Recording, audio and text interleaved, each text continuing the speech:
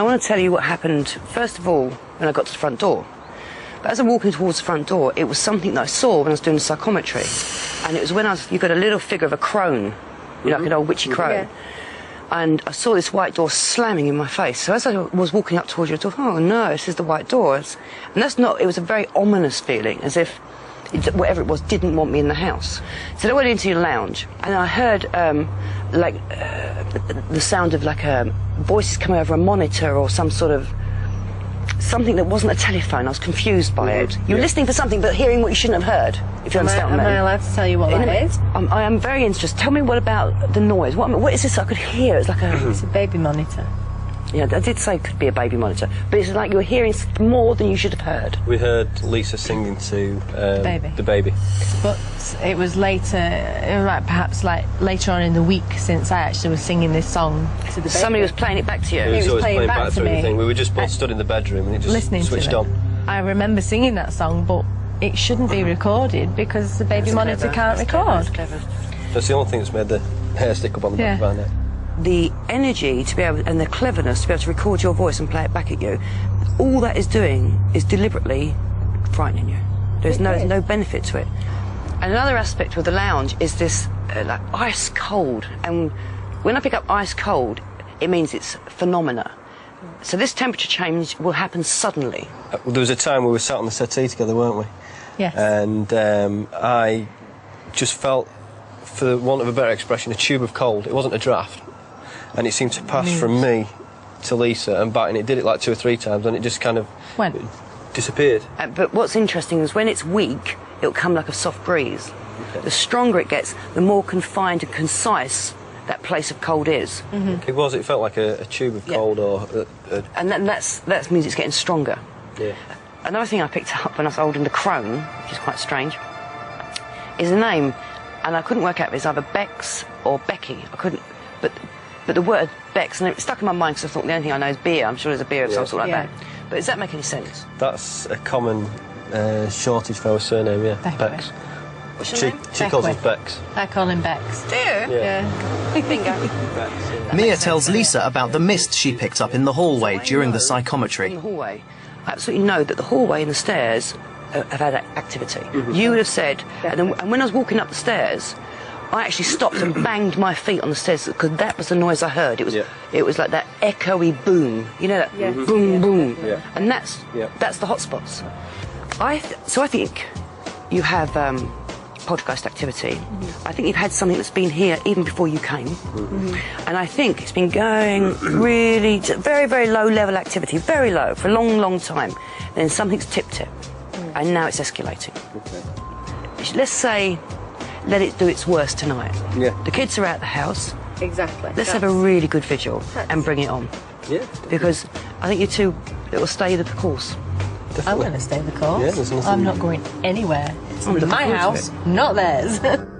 Psychic Mia Dolan, skeptic Professor Chris French, and paranormal investigator Mark Webb will conduct a night-long vigil with the Beckwiths, which will have an unusual effect on Mark. They're keen to pin down exactly what's frightening the family and investigate any possible rational explanations. Our cameras will be filming throughout the investigation. It's now dark and almost time for the vigil to begin. Our experts discuss their plans for tonight. Chris, what do you reckon of the house, and what do you think we got? I think the most interesting thing about the house is probably the people who are in it, because they, unlike some of the other houses we've been into, they seem quite calm and, you know, collected about the whole thing. What I'm going to be interested to see is just how they react when they're actually on the vigil. Are they going to get as freaked out as a lot of the other people that we've worked with are, or are they going to stay quite calm and collected about the whole thing? You know, I love this, to watch. Because in the other ones it's they get freaked out, so then they have the experiences. That's your excuse. Well, let's see if they do have any experiences. So, I think we've got the best chance of catching something on a vigil because we haven't got to calm it down. We should have to let it build naturally. Okay, see how it goes. Yeah. What do you reckon? I think the rooms of interest to me are the living room, where they say they've seen the shadows from the fire. Worth setting a camera up, I feel, in the same sort of eye line as they would have. See if we capture any of those shadows. And obviously the stair area where they've had the sound of children coming down the stairs. I think probably setting up some sound recording equipment there would be of use. Mia suggests the sounds of footsteps on the stairs may not be made by children. It doesn't necessarily mean that is what's causing the noise, because I picked that up on the walk round as well, but I actually stamped my feet on there, which made the same booming. Okay. If we record it, then we can try and figure out what's causing it. So. Absolutely. Fingers crossed. Yes. Brilliant, let's do it then. Okay. It's almost midnight and everything is in position for the vigil. Locked-off cameras have been positioned in the hallway, where most of the activity is heard. One at the bottom of the stairs, and the other at the top on the landing. A third locked-off camera is set up in the master bedroom. Chris will monitor all the camera angles from the Winnebago, while everyone else participates in the vigil. Okay, you got your torches? Yep. Now the torches are just for moving from location to location. As soon as we get into each room, we turn them off and settle down. Okay. No running, okay? Please don't run out of there. If you do get really scared, you can turn the torches on. Great faith that you two are going to see it through. You can turn the cameras to night vision. And I'm going in your house. Come on. They divide into two groups. Mia and Mike start the vigil downstairs in the living room, while Lisa and Mark go upstairs to the master bedroom. I'm going to turn the torch off, right? Okay. Now, don't lean against anything. Pitch black, isn't it?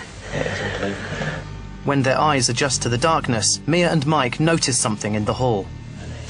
Yeah, it looks misty, doesn't it? I think you've got it's like something that's hiding in shadows.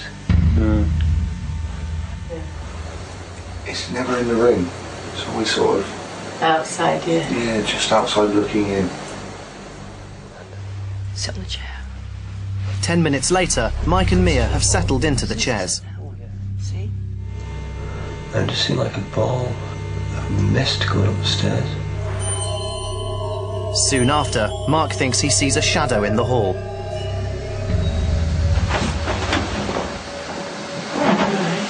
There's no one out there, so what was that?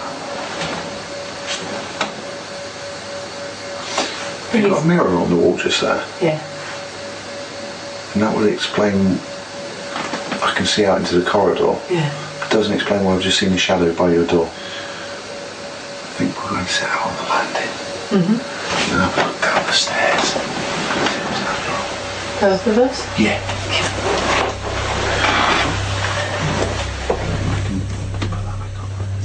Once out in the hallway, the activity seems to move into the living room. Oh shit, I just touched my head.